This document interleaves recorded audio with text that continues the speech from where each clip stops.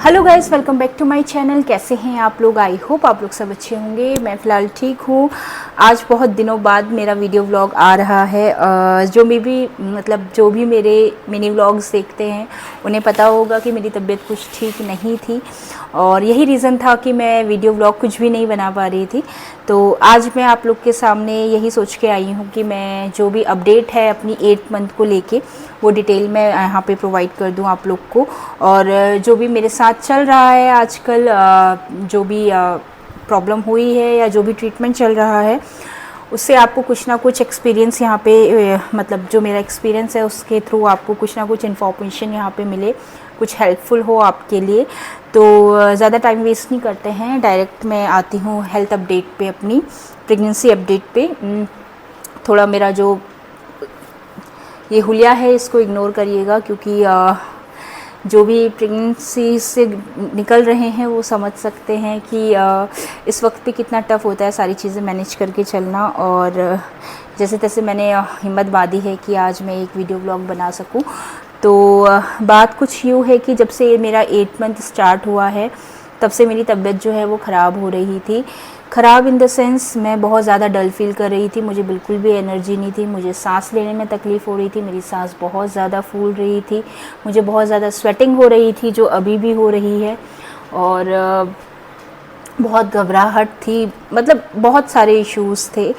तो मुझे बिल्कुल भी अच्छा नहीं लग रहा था। मेरी फ़र्स्ट प्रेगनेंसी में ऐसा कुछ भी मुझे नहीं हुआ था और सेकंड प्रेगनेंसी में इतनी प्रॉब्लम हो रही थी तो मैं समझ भी नहीं पा रही थी कि ऐसा क्यों हो रहा है। और लग तो रहा था कि हाँ बीपी रिलेटेड कुछ इश्यू हो सकता है, बट मुझे डाउट ये था कि बीपी लो होगा। बट हुआ कुछ यूँ कि मुझे हेडेक भी था। तो मैंने एक दिन अचानक तबीयत ख़राब हो गई। तो आज से 2 हफ्ते पहले की लगभग मैं बात कर रही हूँ। तो हॉस्पिटल गई, पता चला बीपी कुछ बढ़ा हुआ है, मतलब अराउंड मेरा बीपी 150 और 100 आया था। तो डॉक्टर ने मुझे एडमिट होने बोला क्योंकि वीकनेस भी बहुत ज़्यादा थी मेरे। तो उन्होंने एडमिट कर लिया और बीपी मॉनिटर करने के लिए, मेरी हेल्थ मॉनिटर करने के लिए। और मैं शाम तक एडमिट रही थी। शाम तक मेरा बीपी जो है वो नॉर्मल रेंज में आ गया था तो मुझे डिस्चार्ज मिल गया। बट सर दर्द जो है, सर दर्द ये सब कंटिन्यू है। जैसे वीकनेस वगैरह तो अभी भी काफ़ी ज़्यादा है मुझे, वीकनेस और सांस लेने में तकलीफ़, हेडेक ये सब है। लेकिन मुझे ना फिर वो चीज़ें कंटिन्यू थी, कुछ रिलीफ नहीं मिला।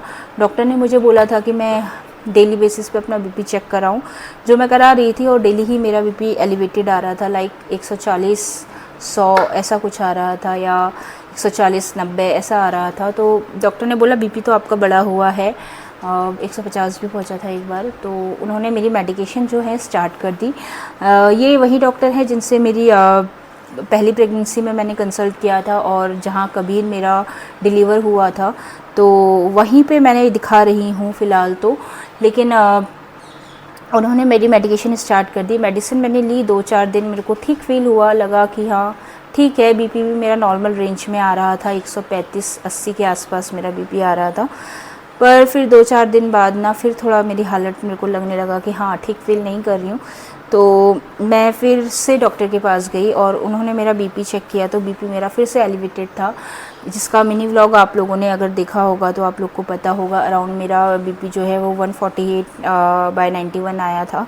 और मेडिसिन लेने के बाद ये बीपी था तो इट मीन्स बीपी हाई ही था, जिसको देख के ना मुझे बहुत टेंशन होने लगी। फिर डॉक्टर ने भी बोला कि अगर मेडिसिन लेने के बाद भी आपका बीपी हाई आ रहा है इट मीन्स प्रॉब्लम है बीपी में। और क्या है ना कि प्रेगनेंसी में ख़ास करके लास्ट के टाइम पे बीपी हाई होना बिल्कुल भी अच्छा नहीं होता है, क्योंकि हाई बीपी की वजह से ना सी सेक्शन हो चाहे नॉर्मल डिलीवरी हो, दोनों में ही प्रॉब्लम क्रिएट हो सकती है। बच्चे को तो प्रॉब्लम होती ही है, बच्चे से ज़्यादा माँ के लिए रिस्की हो जाता है ये सब चीज़ें। और इन सब के बीच हाई बीपी को लेके मैंने इतने लोगों से बात करी, इतने लोगों से बातें सुनी, तो उनकी एक्सपीरियंस सुन के या उन्होंने जो सुना है वो सुन के तो काफ़ी डर सा लगने लगा था कि अब क्या होगा, कैसे होगा। लेकिन ठीक है, वो भी डॉक्टर ने बताया था, मैं कर रही थी।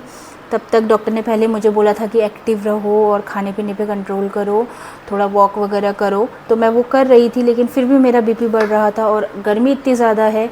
तो फिर जब सेकेंड टाइम मैंने डॉक्टर से कंसल्ट किया तो डॉक्टर ने मुझे मना कर दिया कुछ भी करने के लिए, लाइक वॉक करने के लिए भी मना कर दिया। उन्होंने बोला आराम से एसी कूलर में बैठो, कहीं गर्मी में जाने की ज़रूरत नहीं है।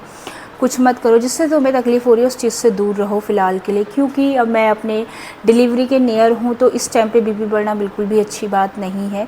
और गर्मी से बीपी बढ़ता है, इफ़ेक्ट पड़ता है बीपी पे आपको। अच्छा फील, वैसे भी प्रेगनेंसी में गर्मी ज़्यादा लगती है, तो उन्होंने यही बोला है कि मैं आराम करूँ, जितना हो सके ठंडी चीज़ें खाऊँ और ठंडे में रहूँ, गर्मी से बचूँ, ये सब चीज़ें। बाहर का खाना तो खैर बंद ही है, सॉल्ट इंटेक भी कम करने बोला है, वो सब तो मैं कर ही रही हूँ। बाकी जो भी मुझसे पॉसिबल हो पा रहा है मैं कर रही हूँ, ताकि मेरा बीपी कंट्रोल में रहे। फ़िलहाल अभी ये सिचुएशन है कि कभी बीपी ओके आता है, मतलब कभी नॉर्मल रेंज में आता है, और कभी बीपी बढ़ा हुआ आता है मेडिसिन लेने के बाद। 2 टाइम में मेडिसिन ले रही हूँ बीपी की, एक सुबह एक शाम में। और मैंने एक सेकेंड ओपिनियन के लिए एक और डॉक्टर के पास मैं गई थी खटीमा में, तो उन्होंने भी सेम चीज़ ही मुझे बोला था। पर अभी देखते हैं क्या होता है, क्योंकि हाई बीपी में ऐसा होता है ना कि जो डिलीवरी है वो थोड़ा अर्ली करनी पड़ती है, लाइक 37 वीक्स के बाद, जिनको पता होगा 37 वीक्स के बाद आपका बच्चा जो है वो मैच्योर माना जाता है। तो इस केस में 37 वीक्स के बाद आपका सी सेक्शन करके बेबी जो है वो निकाल लिया जाता है। तो डॉक्टर ने मुझे यही बोला है कि फ़िलहाल तो मैं 37 वीक्स अपना टारगेट लेके चलूँ, कि 37 वीक्स तक मुझे सब कुछ नॉर्मल रखना है, अपना बीपी नॉर्मल रखना है, अपनी हेल्थ ओके रखनी है, और इन सब को ध्यान में रखना है। क्योंकि जो मेरी स्कैन रिपोर्ट्स थी, अभी मैंने 8 मंथ में फिर से स्कैन कराया था, उस स्कैन रिपोर्ट में मेरा जो बच्चा है वो कम्प्लीटली हेल्दी आया है। उसकी ग्रोथ भी मेरी थोड़ी 1-1.5 हफ्ता आगे आई है, और बच्चे का वेट भी 2.5 kg के अराउंड आया है। तो डॉक्टर ने बोला है कि बच्चा आपका परफेक्टली फ़ाइन है, बट हाई बीपी से आपको इशू हो सकता है, तो आप अपना बीपी कैसे भी कंट्रोल करने की कोशिश करिए। बाकी स्कैन रिपोर्ट में मेरा जो प्लेसेंटा है वो 3rd ग्रेड की मैच्योरिटी पे आया है।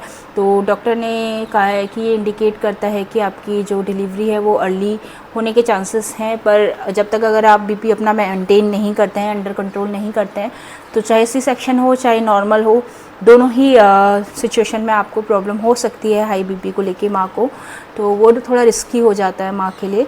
तो यही चीज़ें हैं कि मेन मोटो अभी मेरा इतना ही है कि कैसे भी मैं बीपी अपना नॉर्मल रख सकूं।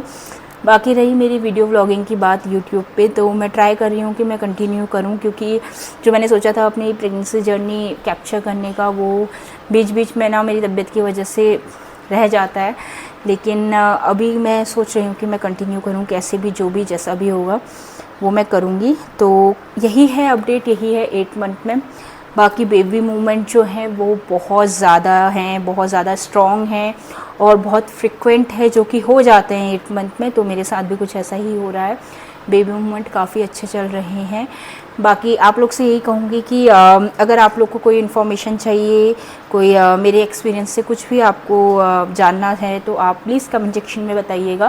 मेरे पास जो भी इन्फॉर्मेशन है, जो भी एक्सपीरियंस है, मैं उसके अंडर में आप लोग की पूरी हेल्प करने की कोशिश करूँगी। और अगर आप लोग के पास कोई सजेशन है मेरे हाई बीपी को कंट्रोल में करने को लेके, तो प्लीज़ आप लोग वो भी मुझे दीजिएगा। इस बार मुझे बहुत ज़्यादा नीड है, और मैं पहले से थैंकफुल हूँ उस चीज़ के लिए आप लोग का। तो आई होप आपको ये वीडियो व्लॉग जो भी है पसंद आया होगा, और मैं कंटिन्यू करूँगी, ट्राई करूँगी कि कंटिन्यू करूँ, हर 1-2 दिन में कुछ ना कुछ वीडियो प्रेगनेंसी अपडेट या जो भी है आपको देती रहूँ। अदरवाइज़ मैं अपने मिनी व्लॉग्स जो हैं वो तो बना ही रही हूँ, उसमें आपको अपडेट मेरे डेली बेसिस मिल ही जाता है, बट डिटेल में वास्ट में जो भी है मैं यहाँ पे इन्फॉर्मेशन आपको प्रोवाइड कर दिया करूँगी। ऑल राइट, तो आज की वीडियो व्लॉग में इतना ही। नेक्स्ट वीडियो व्लॉग में मिलते हैं, तब तक अपना ख्याल रखिएगा। Okay, bye, take care.